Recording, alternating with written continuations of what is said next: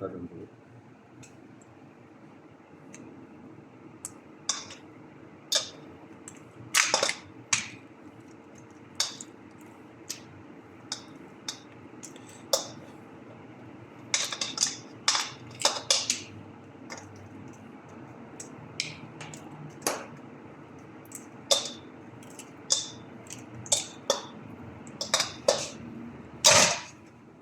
പിന്നീട്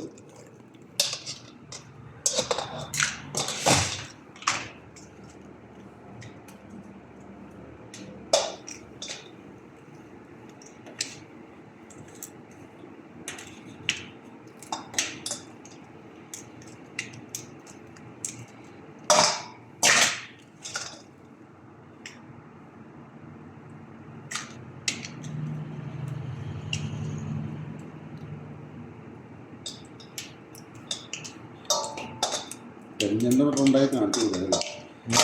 ഇതെല്ലാം ആൺചെണ്ടാണ്. പെൺചെണ്ട ഉണ്ടായിരുന്നില്ലേ, അതൊന്നും കാണിച്ചു കൊടുക്കരുത്. ഫുള്ള് ആൺചെണ്ടാണ്.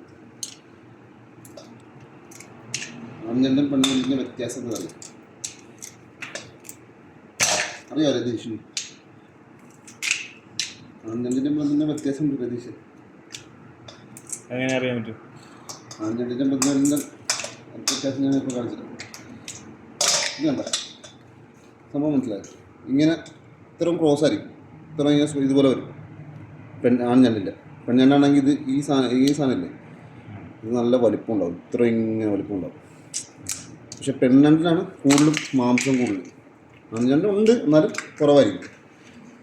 ഇവിടെ മാംസം കൂടുതൽ പെൺചെണ്ടിനായിരിക്കും, ടേസ്റ്റും കൂടുതൽ പെൺചെണ്ടിനായിരിക്കും. എല്ലാവരും ഈ കാലൊന്നും എടുക്കില്ല, ചിലവർ മാത്രമേ ഈ കാലം എടുക്കുള്ളൂ. വലിയ കാലം മാത്രമേ എടുക്കാറുള്ളൂ.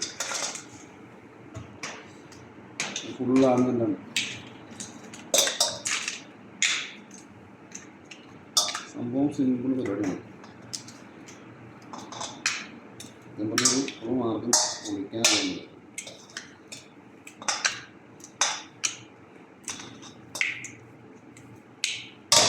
ഇതുണ്ടാ, ഇത് ആദ്യം ഒരെണ്ണം എടുക്കുക, രണ്ടിങ്ങനെ എടുക്കുക.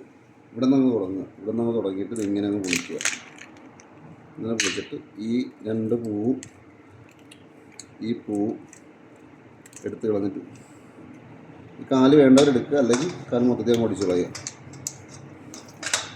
പിന്നെ ഈ രണ്ട് കാലില്ല, ഈ താഴത്തെ രണ്ട് കാല്, ഇത് രണ്ടും എടുക്കില്ല, അത് കളഞ്ഞേക്കും, ഒടിച്ച് കളയുക. ഈ കാലും ഒടിച്ചെടുക്കാൻ കേട്ടോ. നമുക്കിത് ഇങ്ങനെ തന്നെ വേണമെന്ന് പറഞ്ഞുകൊണ്ട് ഇങ്ങനെ എടുക്കുക.